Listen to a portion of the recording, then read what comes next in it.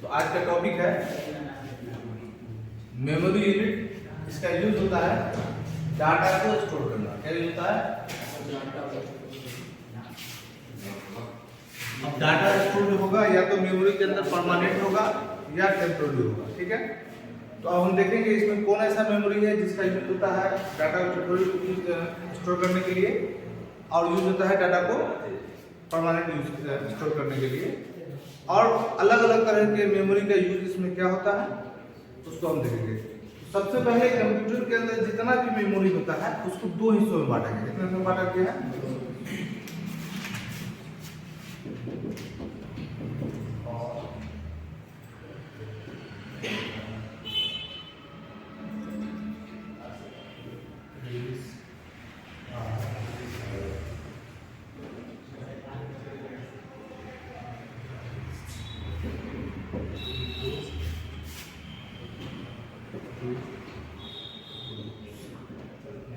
जितने भी मेमोरी होंगे उसको दो ग्रुप में बांटा गया है।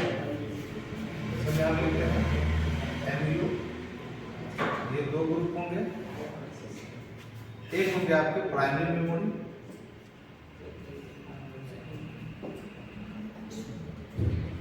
और दूसरा होगा आपका सेकेंडरी मेमोरी।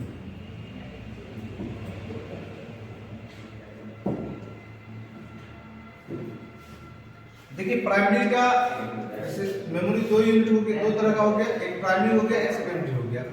अब प्राइमरी का मतलब क्या हो गया कि सबसे पहले प्राइमरी का ही महत्व होता है, यानी कि प्राइमरी मेमोरी का जो प्रायोरिटी है वो पहले आएगा, सेकेंडरी का बाद में आएगा। तो ज्यादा महत्व वाला जो मेमोरी होता है वो प्राइमरी मेमोरी होता है। इसके बाद इसकी जरूरत नहीं होती है। अब देखिए होता क्या है कि कंप्यूटर के अंदर दो काम होता है। एक काम होता है कंप्यूटर के अंदर डाटा का प्रोसेसिंग। क्या होता है? जैसे कंप्यूटर का क्या फंक्शन था? इनपुट, प्रोसेस, स्टोरेज और आउटपुट। तो कंप्यूटर के अंदर इनपुट तो हो गया कीबोर्ड, माउस वगैरह से। इसके बाद उसमें क्या होता है? प्रोसेस होता है प्लस स्टोरेज होता है। तो प्रोसेस करने के लिए उस समय जिस मेमोरी की आवश्यकता होती है वैसे मेमोरी को हम लोग क्या कहते हैं? प्राइमरी मेमोरी कहते हैं। प्रोसेस करते समय जिस मेमोरी की आवश्यकता होती है क्या कहते हैं? प्राइमरी मेमोरी कहते हैं। प्रोसेस करने के बाद जो भी रिजल्ट आता है उसको या तो हम आउटपुट के माध्यम से देख रहे होते हैं या फिर अगर उस रिजल्ट को हम स्टोर करना चाहते हैं परमानेंट इन फ्यूचर यूज के लिए तो उसे हम स्टोर कहाँ करते हैं? सेकेंडरी मेमोरी में। तो सेकेंडरी मेमोरी का जो काम होता है डाटा को लार्ज अमाउंट में सेव करना आफ्टर प्रोसेस। प्रोसेस के बाद डाटा को कहाँ हम सेव करते हैं? सेकेंडरी मेमोरी में। अब प्रोसेस का काम किस मेमोरी में होता है? प्राइमरी मेमोरी में होता है। आप इसको एग्जांपल समझिए। जैसे अभी आप टाइपिंग कर रहे थे तो जब तक आप टाइपिंग कर रहे हैं तो टाइपिंग करने से क्या होता है? कभी कैपिटल लिखते हैं, कभी स्मॉल लिखते हैं, कभी ऊपर में डिग्री वाला जो होता है वो उसको डाल देते हैं। तो ये सारा चीज जो होता है वो कंप्यूटर के अंदर क्या हो रहा है? प्रोसेस हो रहा है। आप इनपुट करते हैं, कंप्यूटर के अंदर जाता है, उसमें प्रोसेस होता है, प्रोसेस करके आपको आउटपुट दिखा रहा है। अब ये जो आपका इनपुट और आउटपुट के बीच क्या हो रहा है? प्रोसेस हो रहा है। और साथ में जो डाटा है प्रोसेस होने के लिए कहीं ना कहीं स्टोर हो रहा है, क्योंकि जब भी प्रोसेस होगा तो उस डाटा को कहीं ना कहीं स्टोर होना होगा। अब वो जो स्टोर हो रहा है अभी वो टेम्पररी मेमोरी के अंदर यानी कि वो रैम के अंदर स्टोर है। कहाँ है वो? यानी कि अभी जो प्रोसेस करने के लिए जो स्टोर हो रहा है वो प्राइमरी मेमोरी के अंदर स्टोर हो रहा है। अब जैसे ही लाइट कट जाएगा आपका, सपोज कीजिए आप काम कर रहे लाइट कट गया, अब वो फाइल आपको दोबारा मिलेगा? नहीं मिलेगा। जब आप उसको सेव करते हैं तो सेव करते समय हम यही करते हैं कि उसमें जो भी फाइल हमने बनाया है, प्रोसेस किया है, उस फाइल को हम सेकेंडरी मेमोरी के अंदर स्टोर करते हैं। जैसे अभी आपको किस में करवा है? डी ड्राइव के अंदर करवा है ना? तो डी ड्राइव क्या है? सेकेंडरी मेमोरी का हिस्सा है वो। है बस हमने अगर आप उसमें स्टोर नहीं करेंगे और कंप्यूटर अगर बंद हो जाता है तो यहाँ से डाटा क्या हो जाएगा? इरेज हो जाएगा। आप उसको दोबारा आपको नहीं मिलेगा दोबारा। इसीलिए हमें क्या करना होता है? जब भी हम डाटा को प्रोसेस करते हैं या कोई फाइल बनाते हैं उसे क्या करते हैं? हम सेकेंडरी मेमोरी में सेव कर देते हैं। क्लियर है? प्राइमरी मेमोरी का काम क्या है? प्राइमरी मेमोरी का काम है डाटा को प्रोसेस करने के लिए डाटा को स्टोर करना। सेकेंडरी मेमोरी का काम क्या है? जब डाटा प्रोसेस हो जाए, जब उसका एक रिजल्ट तैयार हो जाए तब उसको स्टोर करना परमानेंटली। क्लियर है? अब प्राइमरी मेमोरी के अंदर कौन कौन मेमोरी आता है? इसके अंदर सबसे पहले आता है आपका रैम। इसके बाद आता है आपका रोम, इसके बाद आता है आपका कैश, इसके बाद आपका है सीपीयू रजिस्टर। ये हो गया आपका प्राइमरी मेमोरी। सेकेंडरी मेमोरी में क्या होगा? सेकेंडरी मेमोरी के अंदर आएगा आपका HDD, SSD, DVD, CD, pen drive, floppy disk, जो नहीं चलता। तो ये आपका हो गया सेकेंडरी मेमोरी। और सेकेंडरी मेमोरी में जो हम लोग यूज करते हैं वो सबसे ज्यादा जो यूज हो रहा है वो आपका SSD यूज हो रहा है। और अब नए टेक्नोलॉजी के साथ यानी कि फास्ट टेक्नोलॉजी के साथ जो मेमोरी आया है यानी सेकेंडरी मेमोरी आया है वो है आपका SSD। तो अभी SSD बहुत फास्ट है, इससे 10 गुना ज्यादा फास्ट होता है, इसीलिए हार्ड डिस्क का जगह कौन ले रहा है? SSD ले रहा है। देखिए हर चीज का एक दौर होता है। बस हमने कभी रेडियो का दौर था, फिर टेलीविजन का दौर आ गया, फिर कंप्यूटर का दौर आया, अभी क्या चीज का दौर चल रहा है? मोबाइल और कंप्यूटर दोनों के साथ दौर चल रहा है। अब टीवी पे हम लोग उतना कनेक्टेड नहीं है जितना हम लोग मोबाइल से कनेक्टेड है। सेम उसी तरह टेक्नोलॉजी के अंदर तरह तरह का बदलाव होता रहता है इंडस्ट्री के अंदर। तो अब क्या है कि SSD बहुत जमाने से चलता आ रहा था, जैसे 2000 हमको लगता है कि 2000 के आसपास के बाद जो है वो SSD चलता आ रहा है। उससे पहले फ्लॉपी डिस्क रहा होगा। ये बहुत लंबा समय लिया। अब एक नया टेक्नोलॉजी आ गया है वो है आपका SSD। इसके बारे में हम डिटेल में पढ़ेंगे। SSD क्या है? ये थोड़ा सा महंगा पड़ता है बट स्पीड इससे बहुत ज्यादा होता है। और हमें क्या चाहिए? स्पीड चाहिए ना। अब पहले वाला अगर आपको इंटरनेट का व्यवस्था दे दिया जाए 2G वाला चलाने के लिए, आप चला पाइएगा नहीं, क्योंकि 5G का जमाना आ गया भाई। 4G पे हम यूज करते हैं, हम लोग फाइबर यूज करते हैं, तो उसका स्पीड जो है उसका मजा चख लिया हम लोग। वो वाला स्पीड क्या होगा? ऐसे कैसे लोग काम कर लेता था। तो एक वक्त हमें याद है कि जो नेट का स्पीड था वो 100 KB से ज्यादा बढ़ता ही नहीं था। 60-70 KB हो गया तो हम लोग का काम लगभग चल जाता था। आज 60-65 KB तो सबसे कम स्पीड होता है। उस पर अगर मतलब उस स्पीड अगर आ जाएगा इंटरनेट तो आपका कोई काम ही नहीं होगा। बात समझ आएगा? तो ये चीज क्या है? नया टेक्नोलॉजी है। तो सबसे पहले हम लोग पढ़ते हैं, इसके बारे में हम समझेंगे इसका यूज क्या होता है। इसको ग्राफ के माध्यम से इसको हम समझेंगे। पहले इसको एक बार क्या कीजिए, आप लिख लीजिए, फिर हम ग्राफ के माध्यम से बताते हैं।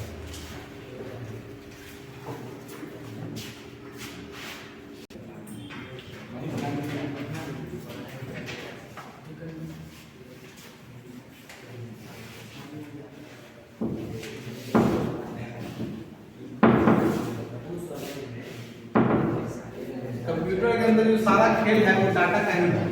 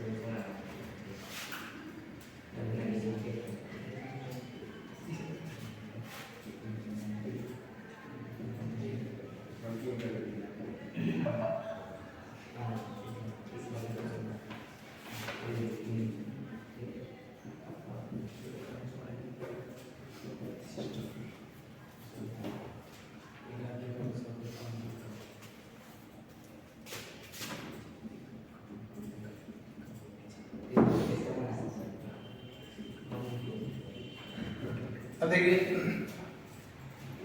हालांकि ये सारा चीज जो है आपका एक ही जगह सीपीयू के अंदर रहता है, बट इसको हम थोड़ा सा अलग अलग लिख दिए हैं ताकि थोड़ा सा चीजों को समझ में आए कि किस मेमोरी का क्या यूज होता है, एक्चुअल में उसका काम क्या होता है।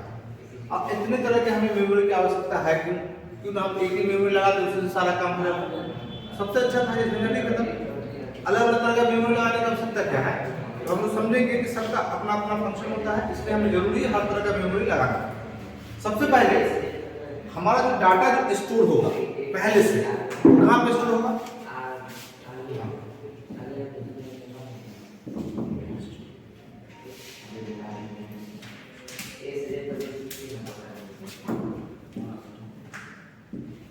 अब इसमें डाटा स्टोर क्या हो सकता है, इसमें मान लिया कि विंडोज का फाइल हो सकता है, इसका फाइल हो सकता है विंडोज का, ऑफिस का, ये सब का जो फाइल होगा वो कहाँ पे होगा, एसएसडी के अंदर होगा या एसएसडी के अंदर होगा। यानी कि जो ऑपरेटिंग सिस्टम है ना, विंडोज पे आप काम कर रहे हैं, विंडोज 10 पे ये जो ऑपरेटिंग सिस्टम है, ये ऑपरेटिंग सिस्टम का फाइल कहाँ पे सेव है, ये ऑपरेटिंग सिस्टम का फाइल जो है वो एसएसडी पे सेव है या फिर एसएसडी पे सेव है। बस मिल जाएगा। अब क्या होता है कि जैसे ही आप कंप्यूटर को करते हैं ऑन, क्या करते हैं ऑन करते हैं, तो उसमें क्या होता है कि ये चीज जो है, ये जो रोम है, रोम इंस्ट्रक्शन देता है किसको, सेकेंडरी क्या इंस्ट्रक्शन देता है, ये इंस्ट्रक्शन देता है कि कंप्यूटर ऑन हो चुका है, विंडोज का फाइल तुम्हें ट्रांसफर करना है किसको, रैम को, ये ऑर्डर देता है। जैसे ही कंप्यूटर ऑन होगा ये क्या करेगा, ऑर्डर देगा कि भैया यहाँ पे विंडोज का जो फाइल है उसको कहाँ भेजना है, रैम के अंदर भेजना है। अब ये बात नहीं मानेगा तो कंप्यूटर स्टार्ट होगा। अब ये जो बोल रहा है, ये जो बता रहा है इसको, यानी कि इसके अंदर पहले से इंस्ट्रक्शन ऐसा होगा, रोम के अंदर क्या होगा, पहले से ऐसा इंस्ट्रक्शन तब नहीं बात बोल रहा है। जैसे आपके दिमाग में कुछ है तभी तो आप किसी को कुछ बोल पाते हैं, और आपका दिमाग ब्लैंक है तो आप किसी को कुछ बोल पाइएगा, नहीं बोल पाइएगा। तो अगर ये बोल पा रहा है इसका मतलब क्या है, इसके पास कुछ ना कुछ है, इसके मेमोरी के अंदर कुछ ना कुछ डाटा है, तो इसके अंदर कुछ ऐसा डाटा होता है जो परमानेंटली सेव होता है, जिसको डिलीट नहीं किया जा सकता। वो कौन सा फाइल होता है, इसमें दो तरह का फाइल होता है, एक होता है डॉस का फाइल और प्लस होता है बायोस का फाइल। ये दो फाइल जो है वो इसके अंदर रहता है और इसी का काम होता है इसको इंस्ट्रक्शन देना। ये फाइल अगर नहीं गया तो इसको इंस्ट्रक्शन देगा। तो जब भी आप नया कंप्यूटर खरीदते हैं, असेंबल करने जाते हैं कंप्यूटर को, तो उसके अंदर विंडोज नहीं डला हुआ है। जब हार्ड डिस्क लीजिएगा तो हार्ड डिस्क में क्या होता है, बिल्कुल ब्लैंक होता है। और विंडोज कहाँ डलाता है, हार्ड डिस्क में डलाता है ना। और हार्ड डिस्क जब नया परचेज कीजिएगा तो उसके अंदर डाटा तो होगा नहीं। तो अब पहली मर्तबा जब कंप्यूटर के अंदर हार्ड डिस्क लगाइएगा और उसमें क्या करना है, उसमें आपको विंडोज को इंस्टॉल करना है। तो विंडोज को इंस्टॉल करने का इंस्ट्रक्शन कौन देगा, रोम देगा ना। तो रोम के अंदर अगर परमानेंट नहीं जाएगा फाइल तो उसको इंस्ट्रक्शन कौन देगा, इसीलिए इसके अंदर दो फाइल परमानेंट होता है, एक डॉस का एक बायोस का। बस में क्या ये इसको देगा ऑर्डर कि जाओ, कहां जाओ, रैम के अंदर। अब रैम के अंदर गया, अब इसको रैम के अंदर आने की जरूरत क्या है, क्योंकि रैम के अंदर जब जाएगा तभी जो है ये जो सीपीयू रजिस्टर या प्रोसेसर जो है, प्रोसेसर इसके डाटा को तभी एक्सेस कर पाएगा जब वो डाटा रैम के अंदर होगा। वो अगर इसके अंदर डाटा होगा तो उसके डाटा को एक्सेस नहीं कर सकता। यानी कि कंप्यूटर जो है वो सेकेंडरी मेमोरी के डाटा को डायरेक्ट एक्सेस नहीं कर सकता है, उसको कहां जाना पड़ेगा, रैम के अंदर जाना पड़ेगा। अब रैम के अंदर डाटा चला गया, यहां से कंप्यूटर डायरेक्ट इसको एक्सेस कर सकता है। इसीलिए ये क्या करता है, इंस्ट्रक्शन देता है कि तुम अपने फाइल को कहां भेज दो, रैम के अंदर भेज दो। अब यहां पे हो गया। अब दो बार है, एक बार तो यहां पे भेजा, अब यहां से डायरेक्ट यहां क्यों नहीं भेज दिया, क्योंकि इसका जो क्षमता होता है बहुत कम होता है, बहुत कम, मतलब बहुत कम साइज होता है इसका, और इसका क्षमता थोड़ा ज्यादा होता है। ये होता है 2 GB 4 GB 8 GB 6 GB है ना, मोबाइल में है। तो नॉर्मली ये 2 के मल्टीप्लाई में होगा, 2 होगा, 4 होगा, 8 होगा, 16 होगा, 32 होगा। बट मोबाइल के अंदर क्या होता है 6 GB भी है, तो 6 GB कैसे होगा, 4 और 2 को मिलाकर 6 GB मिल गया, जैसे बाइनरी नंबर आपको सिखाया गया था। अब सुनो, तो क्या हो गया, ये यहां से यहां गया, यहां से डाटा को यहां भेज दिया। क्यों भेज दिया, क्योंकि इसके अंदर क्या करना है, एक्सेस करना होगा। अब प्रोसेस यहां पे नहीं होगा, प्रोसेस कहां होना है, यहां पे होना। प्रोसेस कहां पे होगा, यानी कैलकुलेशन वर्क कहां होगा, सीपीयू रजिस्टर में होगा। अब सीपीयू रजिस्टर का जो स्पीड है वो बहुत ज्यादा है इन कंपेयर ऑफ रैम के, यानी कि रैम का स्पीड कम है, सीपीयू का स्पीड ज्यादा है। तो दोनों के स्पीड को बैलेंस करने के लिए किसका यूज होता है, ये बैलेंसर होता है। अब डाटा यहां होते हुए डाटा आ जाएगा यहां, क्या हो जाएगा? अब यहाँ पे प्रोसेस होगा, क्या होगा ये प्रोसेस। अब प्रोसेस होने का फिर से डाटा क्या होगा, कैश होते हुए वहां चला जाएगा, बस हो जाएगा।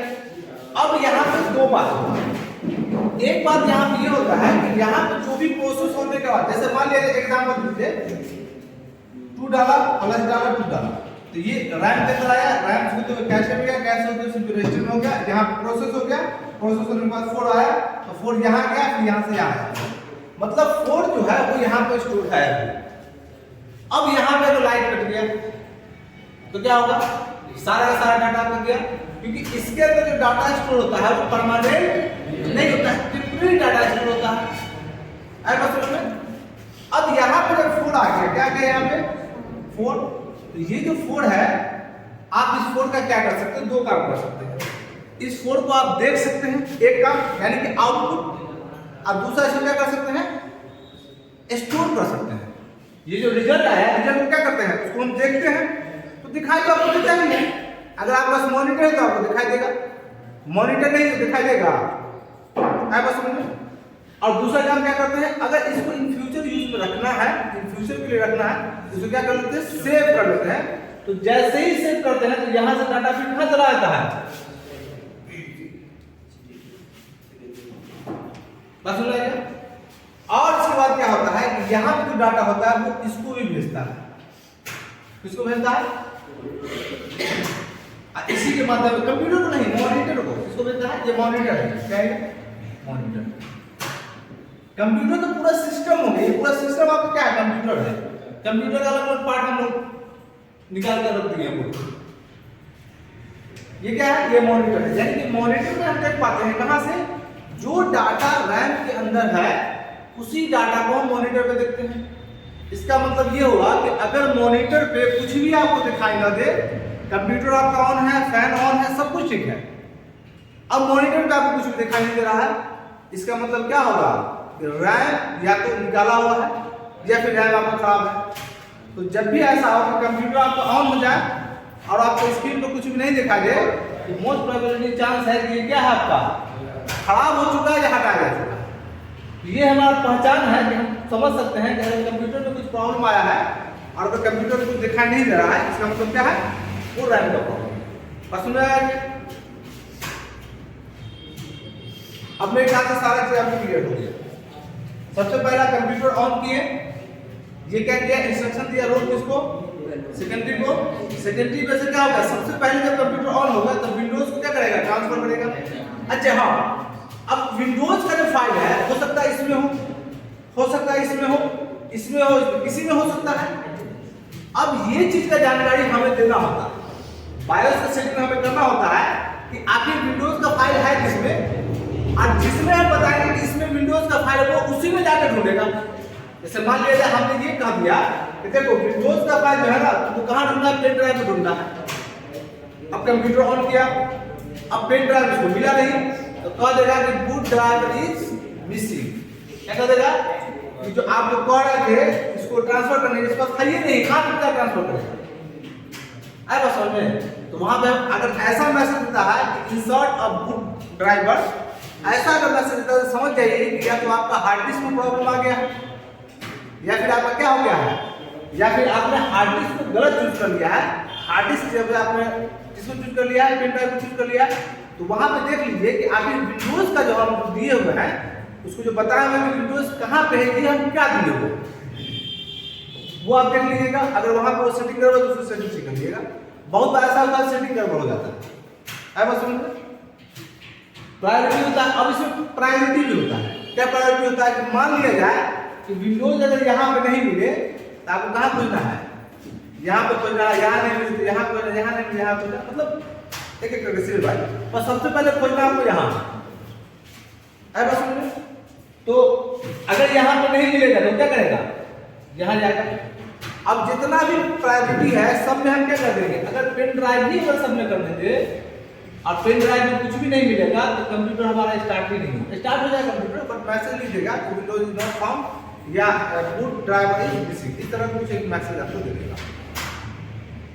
अब ये चीज समझ में आ गया। अब हमारा कंप्यूटर हो गया ऑन, कंप्यूटर ऑन है, विंडोज ऑन है, ठीक है। अब हम क्या करना चाह रहे हैं, अब हम करना चाह रहे हैं कि एमएस वर्ड का फाइल ओपन करना चाह रहे हैं। क्या चाह रहे हैं, एमएस वर्ड का फाइल ओपन करना चाह रहे हैं। तो क्या कीजिए, एमएस वर्ड वाले जो आइकन है, अगर डेस्कटॉप पे है तो डेस्कटॉप पे, एंड तो सर्च करते हैं उसको, वर्ड लिखते हैं तो आ जाता है उसका आइकन। उस पर जब आप क्लिक कीजिएगा तो क्या होता है, एमएस वर्ड ओपन होता है। अब उस समय फिर क्या होता है, जैसे आप उस पर क्लिक करते हैं तो फिर क्या करता है, ये इंस्ट्रक्शन देता है, यही इंस्ट्रक्शन देता है। क्या सुनो, एमएस वर्ड पे क्लिक कर दिया है, इसके फाइल क्या करना है तुमको, रोम ड्राइव के अंदर भेज देना है। अब यहाँ से फाइल क्या होगा, यहाँ से ट्रांसफर होकर फिर कहाँ चला जाएगा, आया बात समझ में। अब यानी कि जो भी सॉफ्टवेयर हम यूज करेंगे, जितना भी सॉफ्टवेयर कंप्यूटर के अंदर डला हुआ होगा, वो सारा का सारा डाटा कहाँ पे स्टोर होगा, सेकेंडरी के अंदर स्टोर होगा। और जब भी हम इसको ऑन करेंगे तो यहाँ से कॉपी होकर कहाँ जाएगा, यहाँ जाएगा। अच्छा मान लिया जाए कि आपके पास कोई सॉफ्टवेयर है जिसका साइज है 4 GB और रैम लगा रखा आपने 2 GB का, तो वो सॉफ्टवेयर आपका चलेगा, चलना चाहिए नहीं चलना चाहिए, क्या लगता है, चलना चाहिए? हाँ नहीं चलना चाहिए, कैसे चलेगा? अब बताइए, उसका 4 GB का साइज है और यहाँ पे क्या है, तो इसीलिए सॉफ्टवेयर सब देखिएगा या पबजी वगैरह आप खेलते हैं तो उसमें रिक्वायरमेंट होता है, मिनिमम रिक्वायरमेंट, कि इतना तो रिक्वायरमेंट आपको पूरा करना होगा तभी ये सॉफ्टवेयर इंस्टॉल होगा, अदरवाइज इंस्टॉल नहीं होगा। तो minimum requirement of the software होता है, ठीक है। तो वो देख लीजिएगा। अब बहुत सारे जैसे ऑटोकैड वगैरह हो गया तो एक अच्छा खासा स्पेस मिलता है, पबजी हो गया, एंड्रॉइड स्टूडियो वगैरह हो गया, विजुअल स्टूडियो हो गया, ये सब अच्छा खासा स्पेस लेता है। उसके लिए हमें क्या चाहिए, अच्छा खासा मेमोरी चाहिए। अगर स्टार्ट हो भी जाता है, जरूरी नहीं कि अगर 4 GB का सॉफ्टवेयर है अगर वो, तो 4 GB का 4 GB सारा सारा यहाँ कॉपी हो जाएगा। अपने रिक्वायरमेंट के हिसाब से कुछ को कॉपी करेगा, बाकी बचा के यहाँ रखेगा। और जैसे जैसे हम ऑप्शन को यूज करेंगे वैसे वैसे यहाँ क्या होगा, डाटा ट्रांसफर होता रहेगा। बट अगर रैम कम रहेगा, छोटे साइज का रहेगा, तो हमारा सिस्टम क्या हो जाएगा, स्लो हो जाएगा। इसलिए रैम क्या चाहिए, रैम ज्यादा चाहिए। हम लोग फोन खरीदते जाते हैं तो रैम चाहिए, 8 GB का बहुत अच्छी बात है, 12 GB मिल जाता और अच्छी बात है। तो हम लोग दो ही चीजें देखते हैं, रैम देखते हैं और इंटरनल देखते हैं, उसके आगे तो हमको ज्ञान है ही नहीं, तो क्या देखेंगे।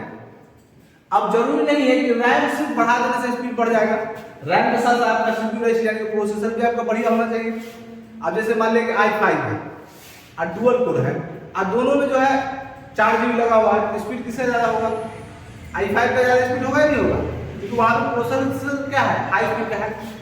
तो स्पीड जो डिपेंड करता है कंप्यूटर का, वो 3 चीजों पर डिपेंड करता है, ध्यान रखिएगा। एक करता है सेकेंडरी ड्राइव पे, दूसरा करता है रैम पे, तीसरा करता है आपके प्रोसेसर पे। क्योंकि डाटा तो यहीं से जाना है भाई। अब यहां से अगर ये स्लो होगा तो धीरे धीरे भेजेगा, ये फास्ट होगा तो जल्दी भेजेगा। इसके बाद यहाँ पे अब ये ज्यादा बड़ा होगा, ऑब्वियसली बात है कि आपको मैदान में बोला जाएगा दौड़िए, तो मैदान में पूरा फास्ट दौड़िएगा। एक छोटे से कमरे में बोला जाए दौड़िए, वहां पे आपका स्पीड क्या होगा, कम हो जाएगा।